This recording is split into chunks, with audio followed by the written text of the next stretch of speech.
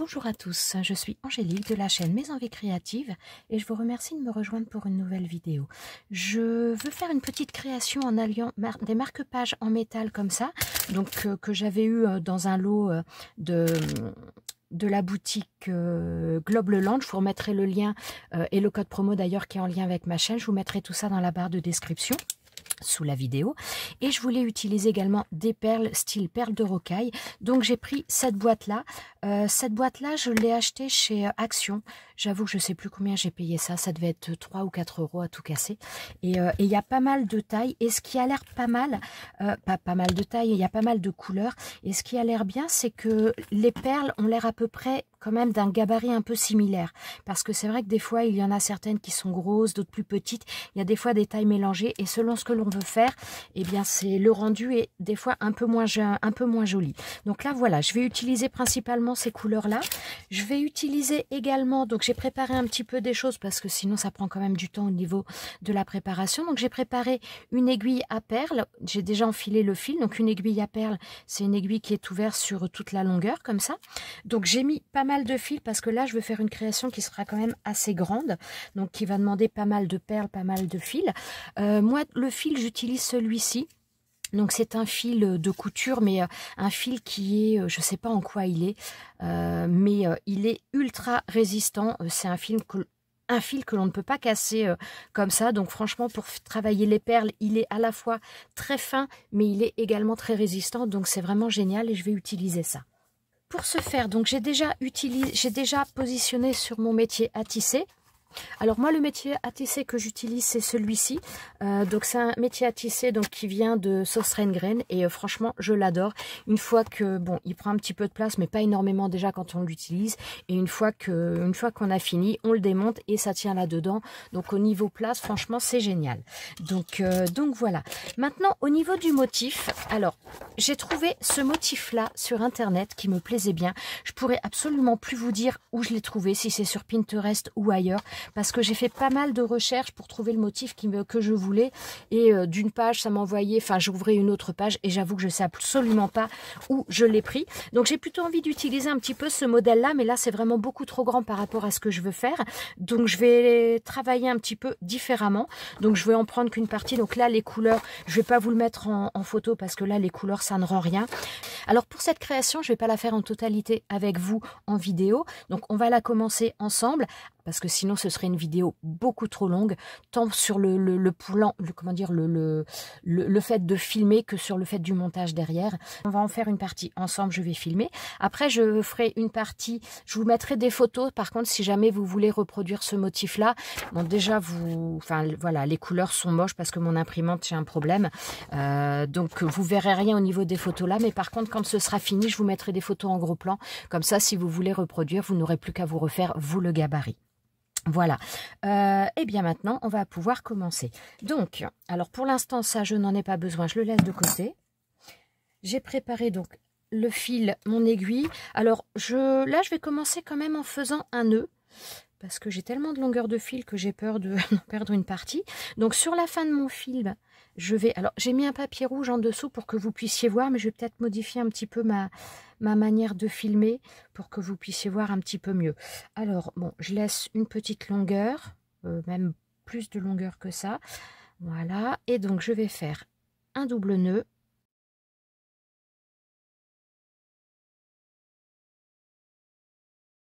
J'ai énormément de longueur de fil, donc ça, voilà, faut faire attention à pas faire de nœuds. Bien que moi, ce fil-là, il est à la fois très solide et même s'il vient s'accrocher un petit peu, il fait rarement des nœuds quand même. Donc ça, c'est plutôt pas mal. Alors, au niveau des couleurs, donc par rapport à cette boîte-là, j'ai décidé d'utiliser donc ce blanc un petit peu nacré, ce doré. Là, je vais utiliser ces 3 bleus différents. Ensuite, je vais utiliser également voilà, toutes ces couleurs-là. Je les ai mises debout, celles que je vais utiliser. Et donc, j'ai pris celui-ci également, donc un espèce de bleu ciel nacré. Un marron, donc marron également un petit peu nacré. Et celui-ci qui est un marron gris, couleur un petit peu particulière. Donc voilà, donc ça, je vais laisser ça sur le côté. Je vais travailler avec ces couleurs-là. Ceux qui sont comme ça, je vais les mettre dans un pot et puis je prends les perles à l'intérieur. Je vais vous montrer de toute façon. Donc au niveau du dessin, voilà, j'ai décidé un petit peu de faire cette partie-là, mais je pense que je vais agrémenter un petit peu différemment, je vais modifier des choses. Je me sers de ça comme patron de base, mais après voilà, je vais travailler un petit peu les choses peut-être un petit peu à ma manière. Alors je vais commencer déjà par mettre toutes les perles sur mon aiguille et ensuite venir les installer sur mon métier à tisser.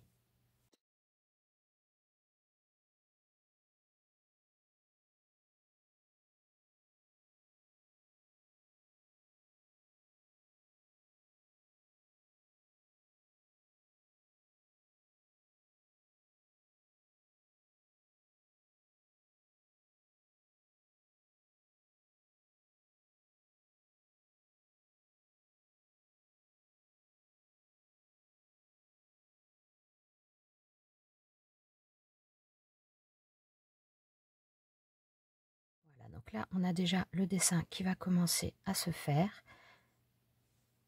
Voilà, donc maintenant je vais continuer. Donc je place quand je... La première ligne est souvent la plus difficile à faire parce que voilà, faut placer les perles correctement. C'est pas toujours évident. Ça se place pas toujours correctement du premier coup. Hop. Et donc je vais continuer maintenant. Je remets à nouveau les perles sur mon aiguille pour continuer à former mon motif. Alors pour le deuxième rang, donc tout à l'heure j'avais oublié une perle, donc il a fallu que je défasse pour pouvoir remettre les choses correctement. Alors, bon, elle ne se place pas toujours bien du premier coup, mais ça va le faire. Et donc ensuite, je passe mon aiguille dans mes perles et au-dessus du fil. Alors, on les replace bien si elles ne se mettent pas au bon endroit tout de suite.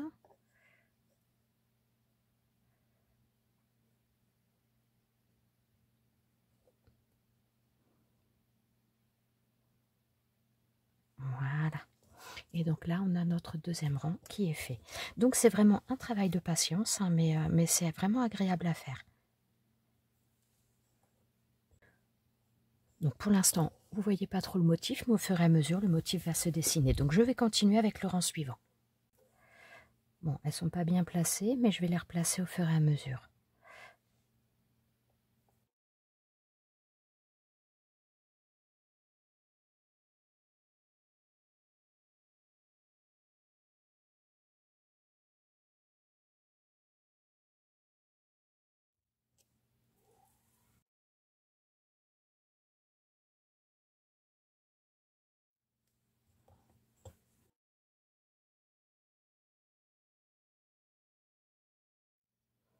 Bon, alors, j'ai encore oublié une perle.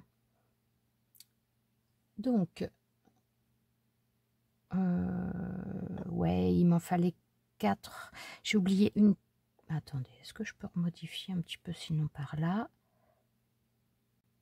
Ouais, bah, je vais modifier là. Hop.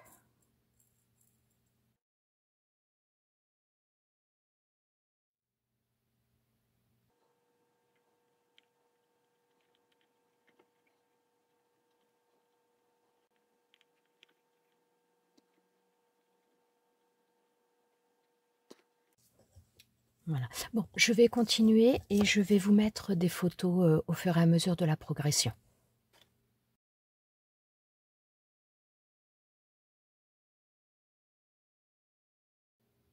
Alors là, j'ai changé un petit peu à ce niveau-là parce que je voulais utiliser ces deux couleurs-là, mais les perles sont un petit peu trop grosses et ça faisait quelque chose de disproportionné. Comme on peut le voir sur... voilà, ici, les perles étaient trop grosses, donc ça me faisait vraiment des gros décalages. Donc je suis allée chercher des perles comme ça et donc j'utilise les bleus, à la fois les bleus ciel et les bleus foncés pour continuer.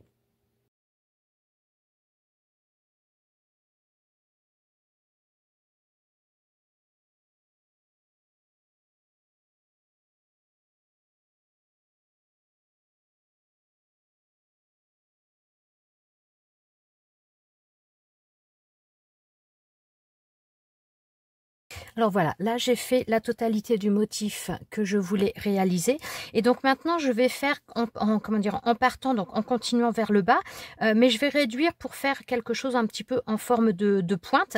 Donc je vais réduire à chaque fois de 2 perles, donc une de chaque côté. Donc je vais continuer un petit peu le motif mais en réduisant tout simplement. Donc là j'avais 18 perles, donc sur le rang d'après je vais prendre 16 perles et donc je vais m'adapter pour continuer un petit peu mon motif. Donc là, j'avais 18 perles. Donc maintenant, j'en ai mis 16 pour commencer à réduire un petit peu mon ouvrage. Et donc, je ne commence pas à la première perle, je commence à celle d'après. Voilà, et donc toujours de la même manière, je passe ensuite à l'intérieur de mes perles et au-dessus de mon fil.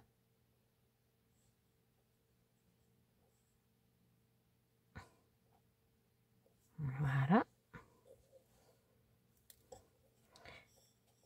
Et donc là, quand je resserre, ça rapproche un petit peu le fil là, et donc ça va me former ma pointe au fur et à mesure. Donc là, j'avais 16 perles, donc maintenant je vais continuer avec 14 perles en continuant un petit peu mon motif. Donc celui d'après, donc toujours je vais en décalant d'un cran, et donc je procède toujours de la même manière.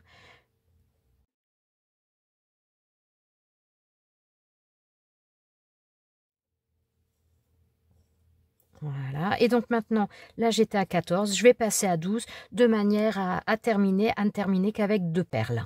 Donc là j'ai mes 2 dernières perles à placer, donc je les mets au centre, je passe à l'intérieur, voilà, et donc là, voilà, ça resserre, je tire un petit peu, ça resserre, hop, je remonte le tout, et donc...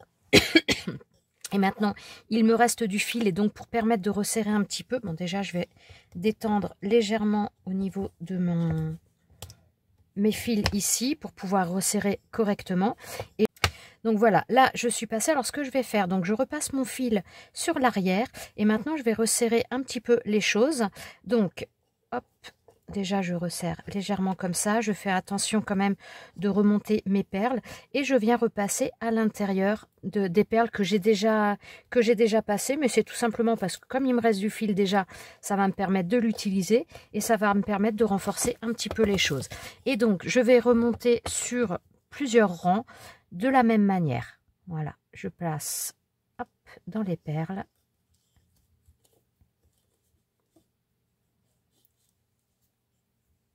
Donc ça me permet de remonter, de resserrer et de bien mettre les choses. Alors hop, ça c'est pas une obligation, hein, mais moi voilà, j'aime bien toujours le faire comme ça me permet de terminer un petit peu le fil que j'ai en rab, et je trouve que ça renforce un petit peu les choses, ça réaligne des fois un petit peu les choses.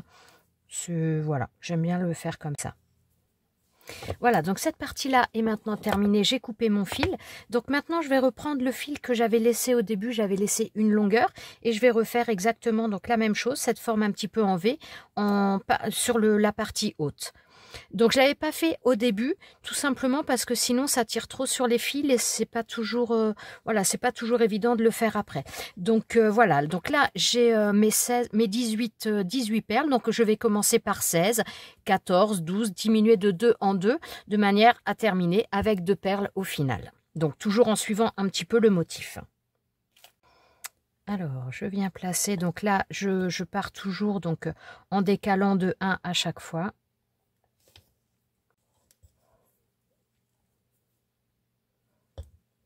Voilà, donc là maintenant je vais continuer et je vous montre le résultat final. Donc là, je crois que ça n'a pas filmé. Donc j'ai fait un nœud avec mes fils ici, donc au plus haut, et je vais faire la même chose en bas.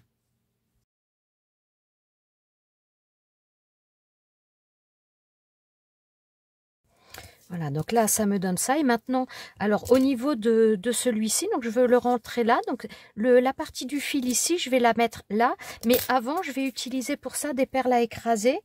Je vais prendre des dorés, puisqu'en plus là j'ai utilisé des perles dorées, donc je vais prendre la taille la plus grosse. Ça, je vous mettrai le lien, ça vient de chez BBCraft, ça fait très longtemps que j'ai ça, et je vous mettrai le lien dans la barre de description. Donc ce sont des perles à écraser, donc ce qui permettra de maintenir un peu les choses. Pour faire passer la totalité de mes fils dans la perle et dans le trou là, je vais me faciliter un petit peu les choses en mettant de la colle.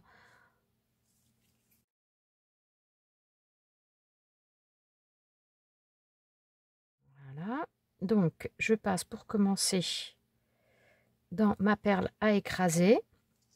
Je passe ensuite dans le trou de mon marque-page. Voilà, et je vais réessayer de le passer dans ma perle à écraser. Il faudrait que j'ai la totalité des fils.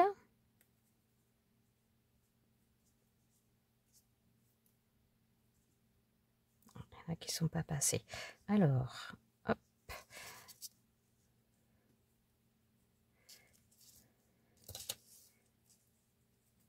Je vais remettre un peu de colle pour affiner en même temps tout ça, rigidifier, affiner.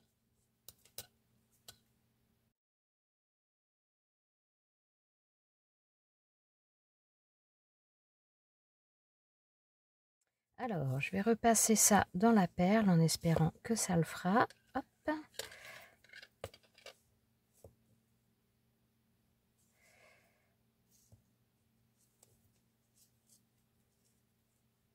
Voilà. Là, j'ai eu tous les fils, donc je remonte le tout. Voilà, donc là, ça me donne ça. Et maintenant, je vais utiliser une pince de manière à écraser ma perle. Voilà. Et donc là, ça permet d'arrêter les choses. Voilà. Et donc maintenant, tout simplement, je vais venir couper l'excédent de fil. Voilà.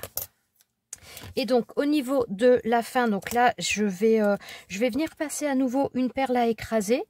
Par contre, je vais peut-être pouvoir en prendre une un peu plus petite, puisque là j'ai 3 tailles différentes, donc j'ai 2 coloris et 3 tailles différentes. Quoique celle-ci, elle me semble quand même un peu petite. Ouais. On va voir. Je ne suis pas convaincue avec celle-ci. Alors je vais refaire la même chose, c'est-à-dire utiliser la colle. Bon, je suis vraiment pas sûre de ma perle à écraser là au niveau de du format. Si jamais ça va pas, si je peux pas la passer, je reprendrai la même taille que j'ai utilisée pour l'autre. Alors, on va essayer de passer ça dans la perle à écraser. J'ai peut-être un peu, peut-être été un peu présomptueuse. Hein.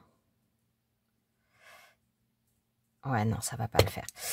Alors, je vais prendre une perle plus grosse parce que là, ça passe pas.